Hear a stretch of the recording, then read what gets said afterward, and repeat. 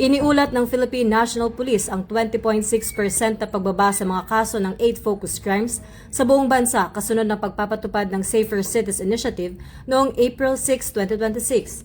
Batay sa datos ng PNP, naitala ang 7,883 na insidente mula April 6 hanggang July 4 kumpara sa 9,506 na insidente sa kaparehong panahon bago ipatupad ang programa. Iniugnay ito sa pinaigting na police visibility, intelligence-driven operations, epektibong pagpapatupad ng enhanced managing police operations, at ang mas malapit na pakikipag-ugnayan sa mga lokal na pamahalaan at komunidad.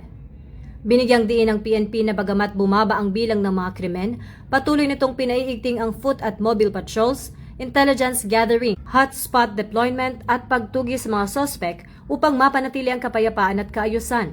Hinihikayat din ito ang publiko na maging katuwang sa crime prevention sa pamamagitan ng agarang pag-uulat ng anumang kahina-hinalang aktibidad sa pinakamalapit na himpilan ng pulisya o sa Unified 911. Mula rito sa Campo Crame, ako si Patrolwoman Sari Bernales, nagbabalita para sa Police News Network. At ito ang bagong PNP para sa bagong Pilipinas, serbisyong mabilis, tapat at nararamdaman.